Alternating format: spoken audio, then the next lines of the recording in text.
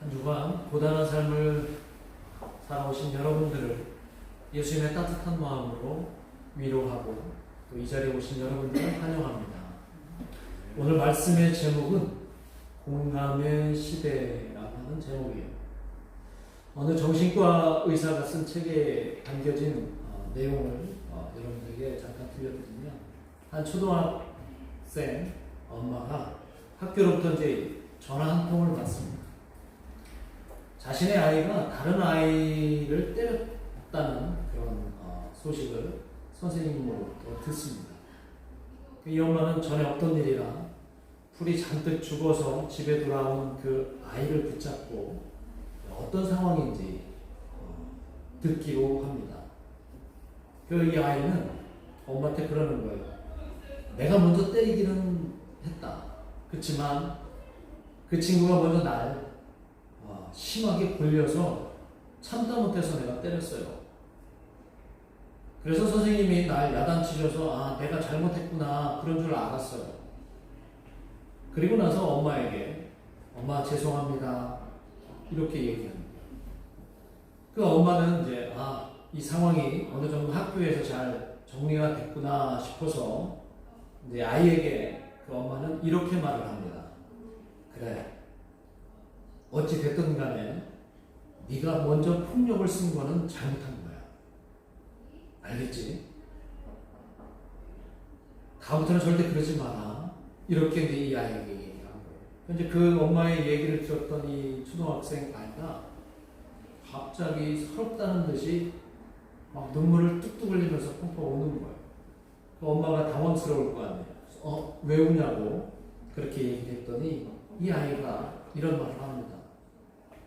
엄마는 그러면 안 되지. 엄마라면 그러면 안 된다. 내가 왜 그랬는지 먼저 물어봤어야지. 선생님도 혼내기만 하고. 그래서 내가 얼마나 속상했는데 엄마는 먼저 나를 위로해줘야지. 그 애가 먼저 나한테 시비를 걸어서 내가 얼마나 참다가 걔를 때렸는지 엄마는 모르잖아. 근데 엄마도 나보고 먼저 잘못했다고만 얘기하고. 그러면 안 되지. 그러면서 이 말을 끝내고 나서 이 아이가 그냥 또 다시 박동 같은 눈물로 펑펑 울기 시작한다는 거예요. 이 아이는 알아요. 자신이 잘못했다는 걸 압니다. 그리고 앞으로 그런 행동을 하지 않아야 된다는 것도 알아요. 그런데 지금은 엄마의 그 따끔한 훈육보다는 자기 마음을 먼저 알아주기를 이 아이는 바랬는지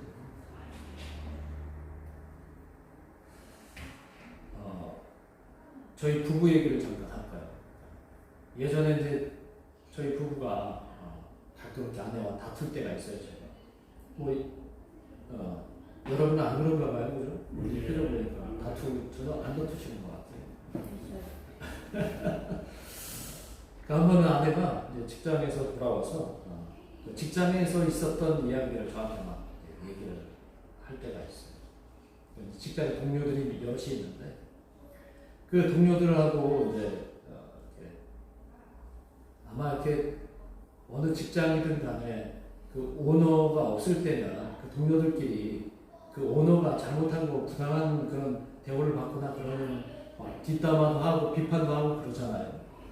그 동료들하고 이제 이렇게 막 뭔가 비판적인 얘기를 하고 있는데 그때는 사람들이 다 동조를 하고 맞다고 막 하다가 그 오너가 딱 나타나면 언제 그랬냐는 듯이 태도를 돌변한다는 거예요.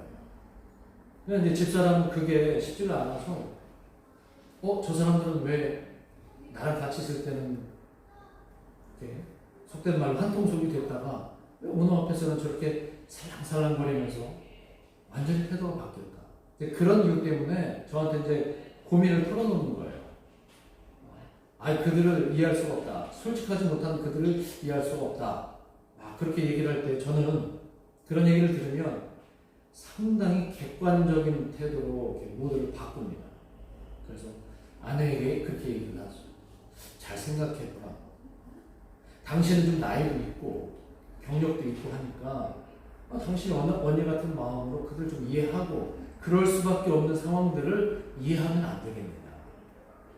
또 명색이 당신은 또 교회 사모 아니야. 사모면 그런 마음으로 좀 품어주고 뭐 그런 것 정도는 이해하고 그냥 넘어가면 안 되냐 라고 얘기를 주로 많이 합니다. 제가. 그럼 그런 얘기를 이제 끝날 때쯤에 아내 얼굴이 싹 바뀌어요. 표정이 싹 바뀝니다. 그리고 나서 무건수행에 들어갑니다. 한참 동안 말을 안 하고 밥 먹을 때도 무건수행에 들어가고 저는 너무 불편해요. 그래서 풀어질 때까지 기다립니다. 그리고 이제 어느 정도 상황이 딱 좀 괜찮아진다 싶으면 그때 이제 아내가 말을 합니다. 뭐라고 얘기하냐면 내가 당신에게 이야기하는 거는 당신이 문제를 해결해 달라고 해답을 요구하는 그런 이야기가 아니었다. 그냥 내 얘기 들어주기만 하면 돼. 이런 얘기를 하더라고요. 그리고 반대로 이제 저도 왜 서운한 게 없겠어요. 자꾸 우리 집 얘기만 해서 죄송한데 저도 서운할 때가 있어요. 제가 몸이 이제 어느 순간에 아프면 아내에게 나 몸 아파 이렇게 얘기하면 어떨 때는 막 서운할 때가 있어요. 건성으로 이렇게 아내가 대답하는 것 같아서 서운할 때가 있어요. 뭐 솔직하게 그 마음이 어떤지는 뭐 잘 모르겠지만 막 시크하게 그래. 응? 아파? 그럼 약 먹어. 응? 아파? 그럼 병원에 가. 이런단 말이에요. 근데 제가 아플 때 그 얘기를 들으면 그 말이 맞긴 한데 서운한 거예요. 어쩌면 제가 원했던 답은 뭐냐면은 많이 아프겠다. 얼마나 많이 아파. 아유 너무 걱정이 되네. 그렇지. 어떡하지 이거? 이런 말이 오히려 저에게는 그때 제 마음을 위로해주고 그 아픔을 감수해주는 거 아닙니까? 혹시 저만 느끼는 감정인가요? 예. 아마 저뿐만 아니라 아마 이 말에 여러분들도 공감을 하실 것 같습니다. 많은 사람들은 내 상태를 공감받기를 원하는 경우가 참 많이 있는 것 같아요. 내가 누군가로부터 공감받고 싶다면 내가 먼저 공감할 수 있는 능력을 키우는 것 또한 중요한 것 같아요. 지금 대한민국 코로나19로 인해서 사람들마다 너무나 정신적인 스트레스가 심합니다. 상황이 좀 호전되는가 싶더니 이 며칠 전에 용인에서 어떤 혈기왕성한 청년 하나 때문에 온 나라가 또 불안해지기 시작을 합니다. 그렇죠? 지금 국민 대다수가 이 사람 때문에 지금 상황 때문에 막 화가 머리 끝까지 막 치밀어 오는 게 이렇게 보여요. 여러분들도 마음속에 좀 그 사람 때문에 화가 안 납니까? 화가 심지만 막 히스테리를 막 부리는 것 같아요. 심지어 이제 인터넷에 한번 들어가 보면 입에 담을 수 없는 아주 심한 욕설과 거친 말들로 막 댓글이 아주 도배가 되어 있습니다. 곰곰이 생각해 봤어요. 왜 이들이 화를 낼까? 당연합니다. 그동안 얼마나 몇 개월 동안 막 서로들 조심하고 또 거리를 두고 열심히 얼마나 노력을 했어요. 그죠? 특히 아이를 둔 가정 입장에서는 이제 학교 개학이 코앞인데 이런 일이 또 벌어지면 또다시 엄격한 거리두기 해서 또 불편한 그런 삶으로 들어간다고 생각하면 속에서 열불이 날까요? 안 날까요? 열불이 날 겁니다. 그렇죠? 자, 이런 부분에서 우리 모두는 공감할 수 있어야 된다. 서로가 서로에 대한 공감할 수 있는 능력을 가져야 된다는 겁니다. 이런 마음들 이해하려는 공감 능력이 없는 사람들은 여전히 자기 마음대로 하면서 살겠죠. 다른 사람의 힘든 상황을 그래서 공감해야 되는 이유가 오늘 말씀 속에서 한번 찾아보려고 합니다. 누군가 말했습니다. 21세기의 가장 중요한 키워드 중에 하나가 바로 공감이라고 이렇게 얘기를 해요. 공감 능력이 뛰어난 사람이 앞으로 이 세상을 선도할 수 있다라고 얘기하는 사람도 있습니다. 그러나 우리는 이미 2000년 전에 정말 탁월한 공감 능력을 지니셨던 분을 잘 알고 있습니다. 그분이 바로 예수님이었다는 사실.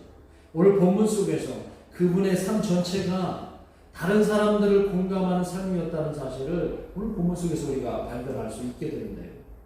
30살의 청년 예수께서 차별과 억압의 대명사로 불리는 지역인 갈릴리에 그들의 아픔과 힘든 상황을 먼저 공감하면서 복음을 전하기 시작합니다. 물론 그때 당시에 이스라엘과 예루살렘 소수의 지배 세력을 뺀 나머지 모든 사람들은 모두가 힘들고 어려운 삶을 살아가던 시절이었습니다. 그런 곳에 차별받고 억압받던 갈릴리 지역에서 예수님께서 하나님의 말씀을 통해서 그들에게 다가선 것은, 다시 말하면 하나님께서 예수님을 갈릴리에서부터 시작하게 하신 이유는 하나님의 뜻을 왜곡시켜버리는 현실을 바로잡기 위해서 그렇게 하신 것은 아닙니다. 하나님이 이 세상을 창조하실 때 분명한 목적이 있었습니다. 차별이 아니라, 억압이 아니라 서로 조화를 이루며 서로 행복한 삶을 누리라고 이 세상을 창조하셨거든요. 창세기를 보면 예수님께서 이 세상을 다 창조하시고 나서, 하나님께서 이 세상을 다 창조하시고 나서 어떻게 반응을 보이셨어요? 보시기에 너무 좋았다라는 말씀을 하세요. 그 얘기는 하나님께서 이 세상 속에서 사람과 자연과 인간과 동물과 모든 세상 안에서 좋은 세상, 좋은 삶을 만들어갈 수 있기를 기대하시는 그 표현이 바로 보시기에 심히 좋았다라는 표현이 아니었을까요? 누군가 힘들면 그 힘든 걸 서로 안아주고 공감할 때 그는 다시 일어설 수 있습니다. 그리고 다시 시작할 수가 있습니다. 누가 기뻐하고 누가 즐거워하면 그들과 함께 기뻐하고 즐거워할 때 그 기쁨과 즐거움은 배가 되는 것이죠. 내 것만 챙기자고 다른 사람 힘들게 하면 안 된다는 거예요. 내 욕망과 욕심 때문에 나의 소중한 가치를 마구 버려서는 안 된다고 하는 것이 예수님이 이 땅에 오신 분명한 그 출발이라는 거죠. 예수님께서는 본격적인 사역에 앞서서 이 문제를 가지고 치열하게 싸우셨어요. 자신과 싸우셨는데 그것은 뭐냐면 성령의 이끄심을 받고 광야에서 40일을 머무시는 동안 예수님은 끊임없는 마귀의 유혹과 싸우십니다. 그것은 자신과의 싸움이기도 하죠. 그 광야 40일을 머무시면서 이런 시험을 받습니다. 돌로 떡을 만들어 보라는, 어쩌면 물질에 대한 욕심을 자극하는 그 마귀의 시험을 받으시고, 또 하나님의 아들이란 그 자존감을 버리고 세상 권세 앞에 엎드려서 경배를 한번 해라. 내 앞에 절해라. 이 세상의 모든 것을 너에게 다 허락하겠다라고 얘기하는 그 유혹을 받습니다. 그리고 성전 꼭대기에서 한번 너 자신을 과시하면서 떼어내리라고 하는 그 만용과 교만으로 사람들의 마음을 한번 훔쳐보라고 하는 그 마귀의 유혹을 예수님께서 받으시는 거예요. 그런데 예수님은 그 유혹에 강하게 저항하고 계세요. 저항하셨어요. 어떻게 저항하셨냐면 마지막 이 말씀으로 그 유혹을 뿌리치시는데, 주 너의 하나님을 시험하지 마라. 이렇게 그 유혹을 이기십니다. 하나님의 뜻을 왜곡하지 말고 하나님의 뜻을 시험하지 말라고 선언하는 거예요. 세상이 아무리 좋아도 함부로 하나님이 정해놓은 선을 넘어서는 안 된다는 예수님의 선포라는 거예요. 자, 이렇게 마귀의 유혹, 자신과의 싸움에서 이기신 예수님은 이제 갈릴리 여러 지역을 돌아다니면서 사람들에게 하나님의 뜻을 가르치십니다. 그리고 사람들은 그 가르침에 놀라고 그리고 예수님께 열광하기 시작을 합니다. 이제 예수님께서 당신의 고향인 나사렛에서 계실 때 마침 안식일이 됩니다. 그리고 늘 하시던 대로 습관대로 회당에 들어가서 예배를 드리기 위해서 회당에 들어가십니다. 예수님의 고향 나사렛은 이미 예수님에 대한 소문으로 자자합니다. 소문이 자자해요. 마치 유명한 스타가 고향에 돌아온 것처럼 요즘 같으면 아마 그 동네 마을 어귀에 뭐가 붙어요? 슈퍼스타가 동네 자기 마을에서 출신 그 슈퍼스타가 돌아오면 뭐 현수막이 붙겠죠. 환영 딱 해갖고 나사렛 씨 낳은 슈퍼스타 예수하고 뭐 가로 열고 요셉의 아들 뭐 이렇게 되어 있지 않겠어요? 예수님께서 회당에 들어가신 예수님은 아마 자연스럽게 그 예배를 주재하는 사람들을 통해서 성경 봉독과 설교를 아마 요청받았을 것 같아요. 자, 성경 봉독하는 순서가 되자 예배를 돕는 이가 예수님에게 성경을 건네줍니다. 그런데 성경이 지금처럼 이렇게 책 한 권으로 되어 있는 게 아니라 낫권으로 두루마리 형태로 이렇게 성경이 되어 있어요. 그래서 그 성경을 예수님에게 건네주자 예수님이 그 두루마리를 쫙 펴시고 유대인들이 즐겨 읽던 이사야서를 건네받고 그 이사야서에서 예수님께서 우리가 요즘 확인할 수 있는 61장 1절 이하의 말씀을 손가락으로 가르치시면서 그것을 읽기 시작을 합니다. 자, 예수님이 큰 소리를 읽으셨던 그 본문을 우리도 한번 같이 읽어봅니다. 자, 오늘 18절과 19절에 있는 말씀인데요. 같이 한번 예수님이 읽으셨던 말씀을 읽어보겠습니다. 시작. 주의 성령이 내게 임하셨으니 이는 가난한 자에게 복음을 전하게 하시려고 내게 기름을 부으시고 나를 보내사 포로된 자에게 자유를 눈먼 자에게 다시 보게 함을 전파하며 눌린 자를 자유롭게 하고 주의 은혜의 해를 전파하게 하려 하시니라 하였다. 예수님께서 읽으셨던 그 본문 이사야서 61장 1절 이하의 이 말씀, 그런데 예수님이 읽은 그 본문에 유독 눈에 띄는 표현들이 있습니다. 어떤 표현들이냐면 같이 한번 읽어보겠습니다. 시작.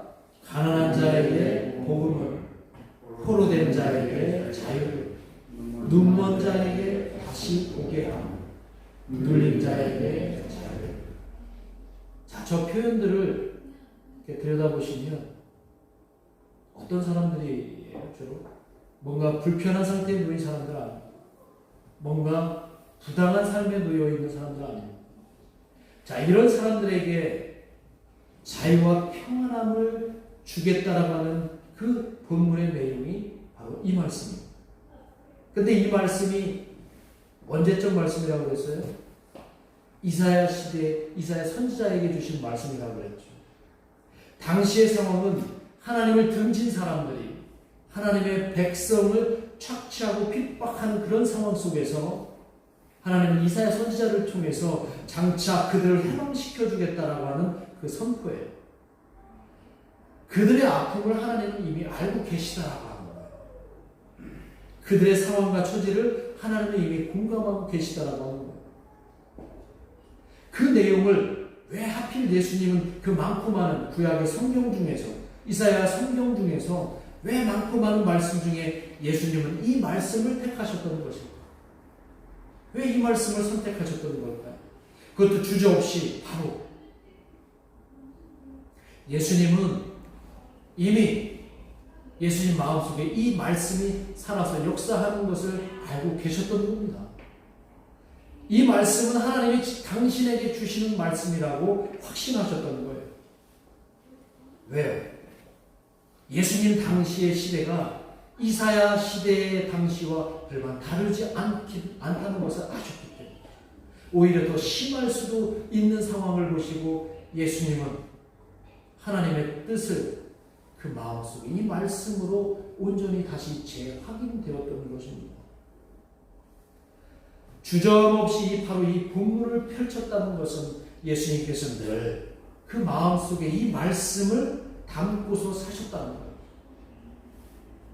당신에게 주신 하나님의 뜻이라는 것을 예수님은 분명히 확신하셨던 겁니다.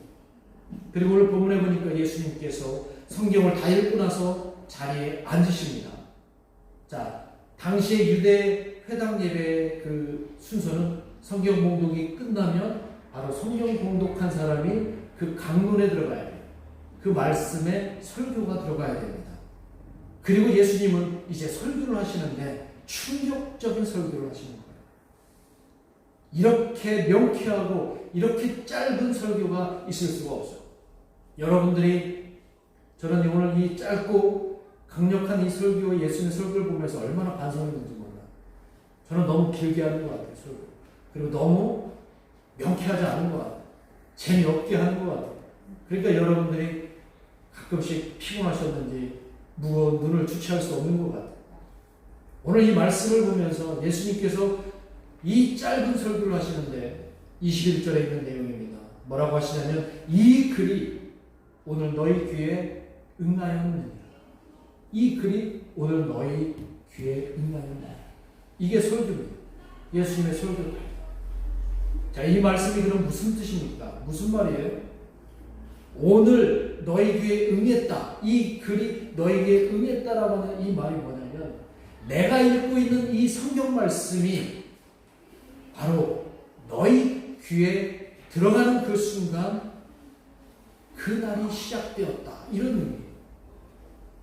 다시 말하면 오늘 우리가 예수님께서 읽으신 이 본문의 말씀을 우리가 들었다면 5월 10일 오늘 바로 오늘이 그날의 시작이 됨을 알려주신다. 이해가 되세요? 자, 이걸 좀 다르게 해석을 하면 이런 말이에요. 여러분의 귀에 예수님의 말씀이 들리는 그 순간 성경의 약속은 이미 성취가 되었다. 이런 말씀입니다. 이 글이 오늘 너희 귀에 응하였느니라. 이 말씀, 이 짧고 명쾌한 이 말씀. 아마 이 말씀을 듣고 있던 회당에 있는 많은 사람들은 지금까지 그 어두운 터널처럼 길고 긴 그 삶을 살아왔던 사람들이 얼마나 듣고 싶어 했던 말씀이었는가 여러분들이 아마 공감할 수 있을 거예요. 예수님이 이 말씀을 하시는 순간 우리는 지금까지 너무나 힘들고 힘들었는데 이제 예수님께서 뭐라고 얘기하시냐면 긴 말도 하시지 않고 너희는 많이 힘들었지. 이제 너희를 어둠에서 벗어나게 해줄 새로운 날이 시작되고 있다. 이 말씀. 너희들 많이 힘들었지. 아까 그 초등학교 아이가 원했던 그 마음, 엄마에게 원했던 그 말, 너희 많이 힘들었구나. 너희 많이 힘들었지. 얼마나 힘들었어. 이제 힘든 그 삶의 질곡의 세월이 끝나기 시작합니다. 타인의 고통에 무슨 긴 말이 필요하겠습니까? 그냥 말없이 힘들어하는 그 사람의 손을 잡아주는 것만으로도 큰 위로가 됩니다. 이것이 공감이고 이것이 사람을 살리는 능력이라는 것을 꼭 기억하시길 바랍니다. 여기 이 짤막한 설교에 예수님의 공감 능력이 얼마나 대단한지 거기에 스며 있다는 것을 여러분들이 느낄 수 있어야 합니다. 정말 감탄이 됩니다. 거창한 수식어가 필요 없이 이 짧은 메시지와 함께 예수님은 직접 앞으로 내가 삶으로 보여주시겠다라고 하는 설교예요. 긴 말 필요 없다. 이제 내가 너희들의 아픔을 위해서 실제로 공감하는 삶, 그런 삶을 살아가겠다라고 말씀하시는 설교라는 겁니다. 그리고 실제로 예수님은 버림받은 사람들 속으로 들어가서 그들의 삶을 공감하시면서 그들과 함께 살아가셨던 것을 우리는 복음서에서 너무나 잘 알고 있습니다. 그때 그들은 비로소 긴 억압의 사슬에서 해방될 수 있었고 새로운 세상인 하나님의 나라를 그들은 발견할 수 있게 되었던 것이죠. 여러분, 히브리 전통에 아름다운 그 전통이 있습니다. 영어로 주빌레라고 하는데, 주빌레. 이게 뭐냐면 희년이라고 해요. 희년. 희년이 뭐냐면 하나님께서 구약시대 50년마다 너희들의 모든 소유, 너희들의 모든 것이 다 제자리로 돌아가는 것을 허락하신 거예요. 빚진 사람은 50년 희년이 되면 모든 것을 완전하게 탕감받을 수 있고 심지어 노예는 희년이 되면 자유인이 될 수가 있어요. 하나님께서는 이 희년이라고 하는 이 놀라운 제도를, 아름다운 전통을 그들에게 주셨는데 그들은 제대로 실천하지 않았습니다. 내가 더 가지려는 욕심 때문에 다른 사람을 더 억압하고 착취해왔습니다. 돌로 떡을 만들 수 있다고 물질주의를 만들어서 그들은 노예로 만들었어요. 하나님의 자녀라는 자존감을 버리게 하고 세상 권세에 절을 하게 만들었던 것입니다. 이 세상, 그리고 헛된 공명심과 만용으로 그리스도인의 날개를 스스로 부러뜨리게 만들었다는 거예요. 이런 세상이 만든 굴레에서 벗어나지 못하는 사람들의 사정을 너무나 잘 알고 계시는 예수님께서 이 땅에 오신 겁니다. 바로 희년의 주인공, 그날의 주인공이에요. 그날은 바로 하나님 나라의 그날의 주인공으로 예수님이 오신 거예요. 예수님께서는 우리와 동떨어진 신적인 존재로만 계시지 않고 저와 여러분의 마음을 너무나 잘 알고 계시고 내 형편을 너무나 잘 알고 계시며 공감해 주시는 분으로 오셨다는 것을 우리가 깨달아야 됩니다. 그래서 예수님은 가난한 사람들에게 돈을 주시지 않고 하나님의 나라를 선물로 주셨습니다. 그것이 더 중요합니다. 아프고 병든 사람들에게 기적 같은 치유에 앞서서 따뜻하게 그들의 손을 만져주셨고 그들을 말씀으로 고쳐주시고 부정한 영에 사로잡힌 이들에게는 새로운 영으로 그들에게 부어주셨던 겁니다. 이 모든 것이 바로 예수님의 공감 때문에 그 공감이 있었기에 가능했던 거예요. 예수님은 어렵고 힘든 사람들을 절대 동정하지 않았습니다. 여러분, 공감과 동정은 분명히 다른 개념이에요. 동정은 일방적인 감정이라면 공감은 서로 주고받는 감정입니다. 우리에게 필요한 것은 바로 이 공감하는 신앙이 필요하다. 오늘날 이 시대를 살아가기 위해서는 우리가 모두 공감할 수 있는 마음을 가져야 되는 것입니다. 이 공감은 바로 예수님의 말씀이 우리 귀에 응할 때 우리가 실천할 수 있게 되는 것임을 또한 깨달아야 합니다. 여러분, 그 누가복음 15장에 보면 돌아온 탕자 비유를 예수님이 하시죠. 그 내용에 보면 아버지 재산을 반이나 뚝 가지고 나와서 집 나간 탕자가 그 재산을 다 탕진합니다. 도박과 술과 여자로 다 탕진합니다. 그리고 그가 돌아왔을 때 아버지는 그에게 아무런 책망도 하지 않습니다. 그냥 그 아버지는 말없이 아들을 끌어안고 울어주십니다. 그러면서 그 마음에 내 사랑하는 아들이 그동안 얼마나 힘들었을지, 그리고 또 집에 얼마나 돌아오고 싶어 했을지 너무나 잘 알기에 어떤 말도 필요 없이 그냥 안아줌으로써 아버지와 아들의 상처가 치유되는 그 광경을 우리는 알 수가 있습니다. 이게 바로 공감이란 말입니다. 저는 이번 주에 이제 이 설교를 준비하면서 많이 깨달았습니다. 제 목회에도 혹시 공감 능력이 혹시나 부족한 건 아닙니다. 목사님, 저에게 모든 사람들을 공감할 수 있는 그런 능력이 없는 건 아닙니다. 많이 반성하고 또 많이 회개했습니다. 너무 피상적으로 사람들의 감정을 이해하고 피상적으로 사람들을 이해하려고 한 건 아닙니다. 이제 저도 노력하도록 하겠습니다. 예수님의 그 공감을 담아서 내 주변에 있는 사람들의 상황과 삶을 이해하고 공감하려고 노력하겠습니다. 이제 여러분도 여러분들의 신앙생활 속에서 공감할 수 있는 능력을 키워나가시기를 간절히 부탁드립니다. 특별히 오늘 어버이 주일을 맞이해서 부모님들은 자녀들에게 공감을 잘 해주시기를 바랍니다. 엄마의 생각이 아니라 아이의 입장에서 그 아이를 잘 양육했으면 좋겠습니다. 그러기 위해서 필요한 건 엄마의, 아빠의 공감 능력이라고 생각을 합니다. 이제 우리 교회도 역시 이 세상에서 소외되고 차별받는 모든 사람들을 향해서 공감할 수 있는 능력을 점점 키워갔으면 좋겠습니다. 그렇게 되기를 간절히 소망합니다. 여러분의 가정 안에서 또 사회 안에서 사람들의 아픔을 보면 그들의 아픔을 공감해 주시고 그들을 말없이 안아주실 수 있는 우리 수매신 교회 사랑하는 형제와 자매들이 되었으면 정말 좋겠습니다. 그렇게 여러분들이 살아가시기를 간절히 원하고 오늘 여러분들의 귀에 예수님의 말씀이 응했으니 이제 실천하시면서 살아가시기를 주 안에서 간절히 소망합니다. 기도하겠습니다.